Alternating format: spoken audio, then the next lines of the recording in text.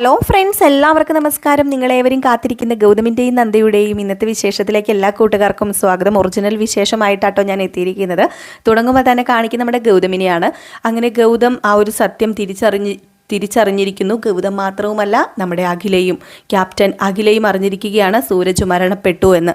അങ്ങനെ സൂരജ് മരണപ്പെട്ടതറിഞ്ഞ് ഗൗതമിന് വല്ലാത്തൊരു വേദനയുണ്ട്. തൻ്റെ കളിക്കൂട്ടുകാരനാണ്, എന്ത് ചെയ്യാനാണ്, രക്ഷിക്കാൻ കഴിഞ്ഞില്ലല്ലോ, അല്ലെങ്കിൽ പിന്നെ നേരായ മാർഗ്ഗത്തിൽ കൊണ്ടുപോകാൻ കഴിഞ്ഞില്ലല്ലോ എന്ന ആ ഒരു വിഷമത്തോടു കൂടിയാണ് നിൽക്കുന്നത്. എന്നിട്ട് ആ പോലീസ് ഓഫീസറിനോട് പറഞ്ഞു, നിങ്ങൾ പൊക്കോ, ഞാൻ കമ്മീഷണറിനെ വിളിച്ച് വിവരം പറഞ്ഞേക്കാം എന്ന് പറഞ്ഞപ്പം, അതേ സാർ, ഒരു കാര്യം കൂടെ പറയാനുണ്ട്, ക്യാപ്റ്റൻ അഖിലേനെ കിട്ടിയിട്ടില്ല, ആ പെണ്ണ് രക്ഷപ്പെട്ടിട്ടുണ്ടെന്ന് പറഞ്ഞപ്പം, അതെന്താണെന്ന് വെച്ചാൽ നമുക്ക് ചെയ്യാമെന്ന് പറഞ്ഞ പോലീസുകാരനെ പെട്ടെന്ന് അവിടെ നിന്ന് പറഞ്ഞു വിട്ടതിന് ശേഷം നമ്മുടെ ഗൗതം അഖിലയുടെ അടുത്തേക്ക് വന്നു. അഖില പൊട്ടി കരയുകയാണ്. അഖില പറഞ്ഞു, എൻ്റെ സൂരജിനെ നിനക്ക് രക്ഷിക്കാൻ കഴിഞ്ഞില്ലല്ലേ, നിന്നെ രക്ഷിച്ചതാ എൻ്റെ സൂരജ്, നിനക്ക് ജീവിതവും ജീവനും ഒക്കെ ഉണ്ടാക്കി തന്നത് സൂരജാ, നീ അന്ന് മരിച്ചേനെ, പക്ഷേ എൻ്റെ സൂരജല്ലേ നിന്നെ അന്ന് രക്ഷിച്ചത് എന്നൊക്കെ പറയുന്നുണ്ട്.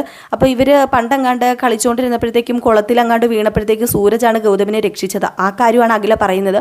ഇതൊക്കെ പറഞ്ഞിട്ട് എൻ്റെ കുഞ്ഞിൻ്റെ അച്ഛൻ എന്നൊക്കെ പറഞ്ഞ് കരഞ്ഞ് നമ്മുടെ ഗൗതമിൻ്റെ ചങ്കിലേക്ക് അങ്ങ് വീഴുന്നു. ഏതായാലും പിന്നെ കാണിക്കുന്ന നമ്മുടെ ഗൗതം ഇങ്ങനെ ആലോചിച്ചുകൊണ്ടിരിക്കുന്നത് തന്നെയാണ്. പോലീസ് സ്റ്റേഷനിൽ വെച്ച് ഇങ്ങനെ ആലോചിച്ച കാര്യമാണ് കാണിച്ചുകൊണ്ടിരുന്നത്.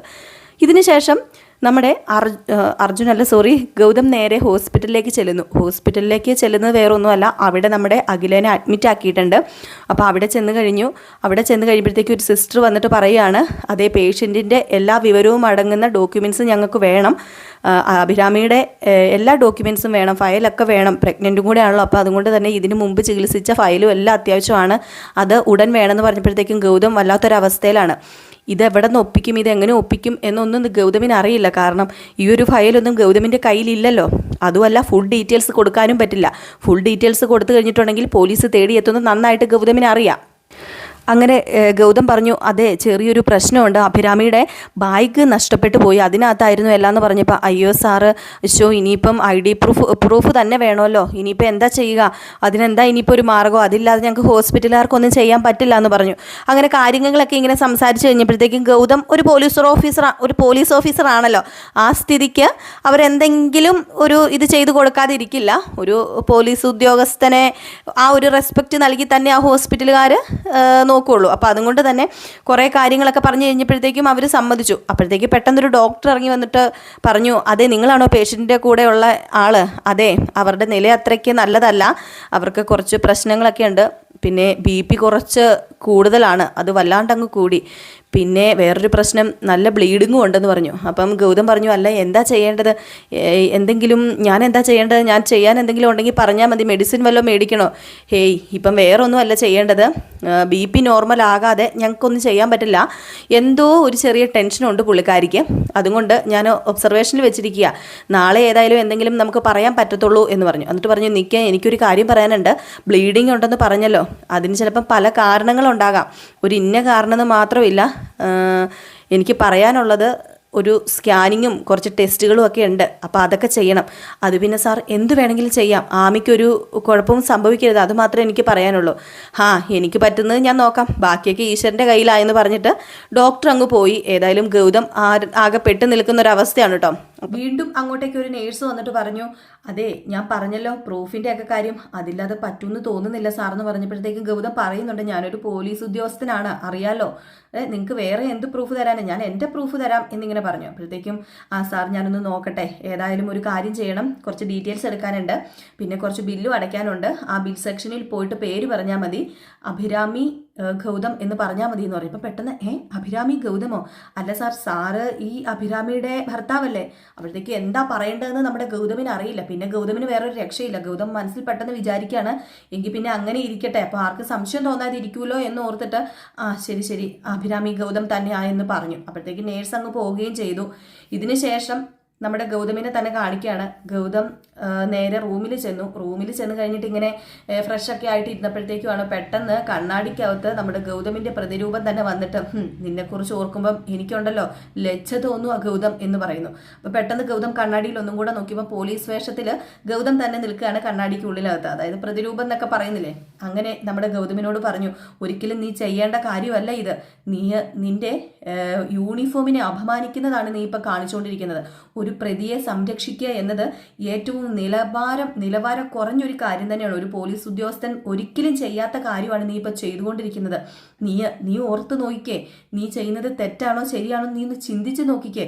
അതുമല്ല, കേണൽ മഹാദേവൻ എന്ന് പറയുന്ന ഒരാൾ നിന്റെ കുടുംബത്തിലുണ്ടായിരുന്നു. എത്ര ആത്മാർത്ഥപൂർണമാണ് അയാൾ ജോലി ചെയ്തതെന്ന് നിനക്കറിയാലോ. എന്നിട്ടാണോ നീ ഇങ്ങനെയൊക്കെ കാണിക്കുന്നത്? ദേ, ഇത് ശരിയല്ല, ഇതൊരിക്കലും ശരിയല്ല. നിന്റെ ജീവിതത്തെ തന്നെയാ ഇത് ബാധിക്കാൻ പോകുന്നത്, നിന്റെ സ്വപ്നങ്ങളെയാ ഇത് ബാധിക്കാൻ പോകുന്നത് എന്നൊക്കെ പറഞ്ഞുകൊണ്ട് ആ പ്രതിരൂപം വന്ന് അതും ഇതുമൊക്കെ പറയുകയാണ് കേട്ടോ. ഏതായാലും ഇത് കേട്ട് കഴിഞ്ഞപ്പോഴത്തേക്ക് നമ്മുടെ ഗൗതമിന് തന്നെ തോന്നുന്നുണ്ട് താൻ ചെയ്യുന്നത് ഒരു വലിയ തെറ്റാന്ന് ഗൗതമിന് അറിയാം. പക്ഷേ എന്ത് ചെയ്യാനാണ്, തന്റെ കളിക്കൂട്ടുകാരി, അതിലുപരി ഒരു പ്രഗ്നന്റ് ആയ ലേഡി, ആ ഒരു പരിഗണനയൊക്കെയാണ് നമ്മുടെ ഗൗതം അഖിലയ്ക്ക് കൊടുക്കുന്നത്. പിന്നെ കാണിക്കുന്ന സീൻ എന്ന് പറഞ്ഞിട്ടുണ്ടെങ്കിൽ അഖില ഇങ്ങനെ കിടക്കുന്നു, അഭിരാമി ഇങ്ങനെ കിടക്കുന്നു. അവിടെ തന്നെ നമ്മുടെ ഗൗതം ചെന്നിരിക്കുക.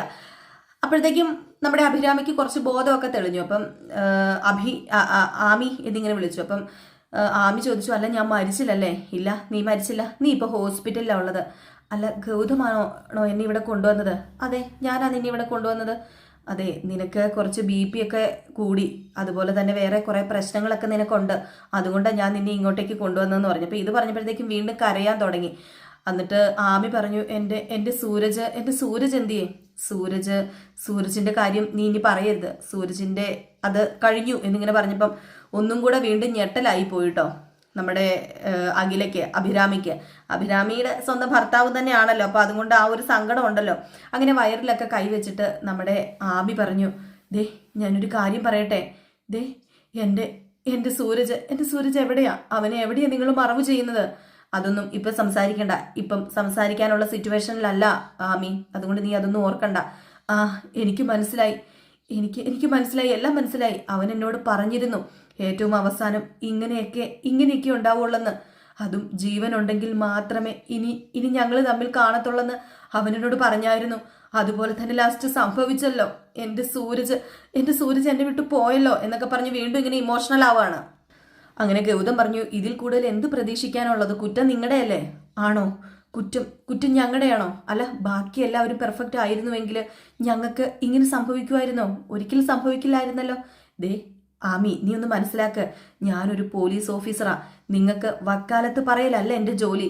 ഈ സമൂഹത്തെ സംരക്ഷിക്കുക എന്നത് എൻ്റെ ജോലിയോ അവകാശമാ. അല്ല, നിനക്ക് സൂരജിനെ കൊന്നതിൽ യാതൊരു പശ്ചാത്താപവും തോന്നുന്നില്ലേ?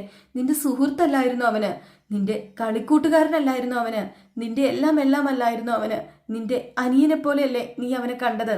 ദേ, ഇനി അതിനെക്കുറിച്ച് ഒന്നും എനിക്ക് സംസാരിക്കാൻ താല്പര്യമില്ല ആമി. മരിച്ചത് ഒരു തീവ്രവാദിയാണ്, അതിനപ്പുറം വേറൊന്നും എൻ്റെ മനസ്സിലില്ല, അങ്ങനെയൊന്നും ഞാൻ ചിന്തിക്കുന്നുമില്ല. അപ്പം നിനക്ക് അതെല്ലാം പെട്ടെന്ന് മറക്കാൻ പറ്റുമല്ലേ? നിനക്ക് അവനോട് യാതൊരു കടപ്പാടും ഇല്ലല്ലേ? അല്ല, അവൻ്റെ ഭിക്ഷയല്ലായിരുന്നു നിന്റെ ജീവൻ, അത് നീ മറന്നോ? അത് നീ ഇത്ര പെട്ടെന്ന് മറന്നോ എന്ന് ഒന്നും കൂടെ ചോദിച്ചു. അപ്പോഴത്തേക്ക് നമ്മുടെ ഗൗതം വീണ്ടും ഇരുന്ന് ചിന്തിക്കുകയാണ് കേട്ടോ. ആമി പറഞ്ഞു, ഞാൻ ഓർക്കുന്നുണ്ടല്ല, ഇന്നലെ കഴിഞ്ഞ പോലെ തന്നെയാ ഞാൻ എല്ലാം ഓർക്കുന്നത്. ഒന്നും ഈ ആമി മറന്നിട്ടില്ല, അതുപോലെ തന്നെ ഒന്നും സൂരജ് മറന്നിട്ടില്ലായിരുന്നു എന്നിങ്ങനെ പറഞ്ഞിട്ട് ആ പഴയ കാലത്തിലേക്ക് വീണ്ടും കടക്കുകയാണ്. ആ കുളത്തിൽ വീഴുന്നതും നമ്മുടെ ഗൗതമിനെ കൈപിടിച്ച് രക്ഷിക്കുന്നതും, അത് കുളത്തിൽ വീണ്ടും മുങ്ങി മരിക്കാൻ പോയ നമ്മുടെ ഗൗതമിനെ സൂരജ് കുളത്തിൽ ചാടി നീണ്ടി ഇറങ്ങിയാണ് രക്ഷിച്ചത്. അപ്പൊ ആ ഒരു സീനും കൂടെ കാണിക്കുക. ആ ഒരു സീനൊക്കെ കാണിച്ചു കഴിഞ്ഞാൽ നമ്മുടെ ആമി പറയുമോ, സ്വന്തം ജീവൻ പണയം വെച്ച് രക്ഷിച്ചതല്ലേ സൂരജ് നിന്നെ, എന്നിട്ടും നിനക്ക് അവനെ രക്ഷിക്കാൻ കഴിഞ്ഞില്ലല്ലോ. നീ തന്നെ കാരണമായില്ലേ എൻ്റെ സൂരജ് ഈ ഭൂമിയിൽ നിന്ന് പോകാന്, നീ തന്നെ കാരണമായി, നീയാ അവന്റെ ജീവൻ എടുത്തത്. അപ്പം ഗൗതം പറഞ്ഞു, കളിക്കൂട്ടുകാരനായ ആ സൂരജ് പണ്ടേ മരിച്ചു പോയില്ലേ, ഇപ്പം സൂരജ് അല്ലല്ലോ ആദിത്യനല്ലേ ഉണ്ടായിരുന്നത്. ഒരാള് ഈ തീവ്രവാദത്തിലേക്ക് ഇറങ്ങുമ്പം അതുവരെയുള്ള ഐഡന്റിറ്റി മരിക്കുക, പിന്നെ ഒരു പേരെ ബാക്കിയുള്ളൂ, തീവ്രവാദി, അതുമാത്രം. അങ്ങനെയുള്ളവർക്ക് നിയമം കൊടുക്കുന്നത് ആ ഒരു ശിക്ഷയാണ് മരണം. ആ ഒരു മരണം അതവന് സംഭവിച്ചു, അത് നീ വിശ്വസിച്ചേ പറ്റൂ. ഇനിയിപ്പം വേറൊന്നും നമുക്ക് അതിന്റെ അപ്പുറമോ ഇപ്പുറമോ ഒന്നും ചിന്തിക്കാനില്ല എന്നിങ്ങനെ പറഞ്ഞിട്ട് ഗൗതം പറഞ്ഞു, മാനസാന്തരം വരുന്ന കുറച്ച് അപൂർവ കേസുകളൊക്കെ ഉണ്ട്, അത് അപൂർവങ്ങൾ മാത്രം, പിന്നെ അതിനുള്ള അവസരം അവനുണ്ടാക്കി തന്നില്ലല്ലോ. അപ്പം നമ്മുടെ ആമി പറഞ്ഞു, മനസ്സിലായി, എല്ലാം മനസ്സിലായി. അത്രയും വലിയ നിയമപാലകനാണെങ്കിലേ ദേ നിങ്ങൾ എന്നെയും കൊല്ലുവോ? എന്നാല് നിങ്ങൾ പിന്നെ എന്തിനെന്നെ രക്ഷിച്ചു ഇവിടെ കൊണ്ടുവന്നു? എങ്കിൽ പിന്നെ ആ ബുള്ളറ്റ് വെച്ച് എന്നെ അങ്ങ് കൊല്ല്. പിന്നെ ഞാൻ ഒരു കാര്യം കൂടെ പറയാം, അതും കൂടെ പറഞ്ഞിട്ട് എനിക്ക് സമാധാനം ഉണ്ടാവത്തുള്ളൂ. പിന്നെ ആ വാക്ക് ഇനി ഉപയോഗിക്കരുത്, തീവ്രവാദി എന്ന വാക്ക്. ഞങ്ങൾ പോരാളികള്, തീവ്രവാദികളല്ല. സൂരജാണ് ആദിത്യനെന്ന് അറിഞ്ഞിരുന്നെങ്കിൽ എനിക്ക് അവനെ കൊല്ലാൻ കഴിയില്ലായിരുന്നു. പക്ഷെ ഞാനത് അറിഞ്ഞില്ലല്ലോ ആമി, നീ അതൊന്നും മനസ്സിലാക്ക്. പക്ഷേ ഇപ്പോഴും ഞാൻ പറയാ, ഞാൻ അവനെ പറഞ്ഞ് തിരുത്തിയേനെ. എൻ്റെ മുമ്പിൽ നിങ്ങൾ വന്നിരുന്നുവെങ്കിൽ നിങ്ങളുടെ ജീവിതത്തിലേക്ക് ഞാൻ തിരിച്ചു കൊണ്ടുവന്നേനെ. നിങ്ങൾ രണ്ടുപേരെയും ഞാൻ മനുഷ്യരാക്കി മാറ്റിയേനെ. പിന്നെ ആദിത്യനാണോ അഖിലയായോ എനിക്ക് യാതൊരു ബന്ധവുമില്ല. നീ പഴയ ആമി ആണെങ്കിൽ ഈ കുഞ്ഞ് സൂരജിന്റെ ആണെങ്കിൽ എങ്കിൽ മാത്രമേ ഞാൻ നിന്റെ കൂടെ ഉണ്ടാകത്തുള്ളൂ. ആ ഒരു വാക്കും കൂടെ ഞാൻ തരാമെന്ന് പറഞ്ഞിട്ട് നമ്മുടെ ഗൗതം ആ ഒരിത് ആവശ്യപ്പെടുകയാണ്. എന്നിട്ട് ചോദിച്ചു, നിനക്ക് ഈ കുഞ്ഞിനെ വേണോ? അല്ല, നിനക്ക് ഈ കുഞ്ഞിനെ ഒരു മനുഷ്യനായിട്ട് വളർത്താൻ പറ്റുമോ? അങ്ങനെ മനുഷ്യനായിട്ട് വളർത്താൻ പറ്റുമെങ്കിൽ മാത്രം ഞാൻ നിന്നെ ഹെൽപ്പ് ചെയ്യാം. അല്ലാതെ എനിക്ക് നിന്നെ യാതൊന്നും ഹെൽപ്പ് ചെയ്യാൻ പറ്റില്ല. ഒരു പോലീസ് ഉദ്യോഗസ്ഥൻ എന്ന നിലയിൽ എൻ്റെ ആ ഒരു നിലവാരം എനിക്ക് കാത്തു സൂക്ഷിച്ചേ പറ്റൂ. എൻ്റെ നിയമത്തിനോട്, എൻ്റെ യൂണിഫോമിനോട് എനിക്ക് നീതി പുലർത്തിയേ പറ്റുള്ളൂ എന്ന് പറഞ്ഞു. ഇത് കേട്ടതും നമ്മുടെ ആമി പൊട്ടിക്കരഞ്ഞിട്ട് പറഞ്ഞു, വേണം, എനിക്ക് എൻ്റെ സൂരജിൻ്റെ കുഞ്ഞിനെ വേണം. എങ്കിൽ പിന്നെ നീ ഒരിക്കലും അഖിലയാണെന്ന് ആരും അറിയരുത്. ആരും നീ അഖിലയാണെന്ന് അറിയാൻ പാടില്ല. അത് അതീവ രഹസ്യമായിട്ട് തന്നെ വെക്കണം. നീ ഇപ്പം ആമിയാണ്, അഭിരാമി എന്ന ആമി. പിന്നെ സൂരജിനോട് എനിക്ക് കടപ്പാടുണ്ട്. അത് നിന്റെ കുഞ്ഞിനെ രക്ഷിച്ചുകൊണ്ട് ആ ഒരു ഇത് നിറവേറ്റാൻ ഞാൻ തീരുമാനിച്ചിരിക്കുന്നത്. ബാക്കിയൊക്കെ ഇനി നമുക്ക് പിന്നെ സംസാരിക്കാം. എല്ലാം ദൈവത്തിന്റെ കയ്യിലാണല്ലോ. ഇനിയിപ്പോൾ എനിക്ക് പോകണം. ഒഫീഷ്യൽ കാര്യങ്ങളൊക്കെ ഉണ്ട്, പേഴ്സണൽ കാര്യങ്ങളൊക്കെ ഉണ്ട്. അതൊക്കെ എനിക്ക് ചെയ്യണമെങ്കിൽ ഇവിടെ നിന്നാൽ പറ്റില്ല. അതുകൊണ്ട് ഇപ്പം ഞാൻ പോവുക. പിന്നെ മെഡിസിൻസ് ഒക്കെ ഇവിടെ വെച്ചിട്ടുണ്ട്. ഇതൊക്കെ നിന്റെ കുഞ്ഞിന് വേണ്ടിയെങ്കിലും നീ കറക്റ്റ് സമയത്ത് കഴിക്കണം. പിന്നെ നിന്റെ പുതിയ നമ്പർ ഞാൻ ഫോണിൽ സേവ് ചെയ്തിട്ടുണ്ട്. ഇപ്പം ഏതായാലും ഞാൻ പോയിട്ട് വരാമെന്ന് പറഞ്ഞ് നമ്മുടെ ഗൗതം അവിടെ നിന്ന് പോവുകയാണ്. അങ്ങനെ കൂടുതൽ ഉത്തരവാദിത്തങ്ങളൊക്കെ ഏറ്റെടുത്ത് നല്ലൊരു സ്ത്രീയാക്കി മാറ്റുവാനും നല്ലൊരു കുഞ്ഞിൻ്റെ അമ്മയാക്കി മാറ്റുവാനും ഒക്കെ വേണ്ടി നമ്മുടെ ഗൗതം ഇനിയിപ്പം മുന്നോട്ടേക്ക് ഒരു പരിശ്രമ ഘട്ടത്തിലൂടെ പോവുകയാണ്. അപ്പോൾ അതിനിടയിൽ കുറേ പ്രശ്നങ്ങളൊക്കെ ഉണ്ടാകും കേട്ടോ. അപ്പോൾ ഈ ഒരു സീനൊക്കെ കാണിച്ചാണ് ഇന്നത്തെ വിശേഷം അവസാനിച്ചിരിക്കുന്നത്. അപ്പോൾ എല്ലാവരും കാത്തിരിക്കുക അടുത്ത വിശേഷത്തിനായിട്ട്. അടുത്ത വിശേഷമായിട്ട് കാണുന്നവരെല്ലാവർക്കും ടാറ്റാ ബൈ ബൈ.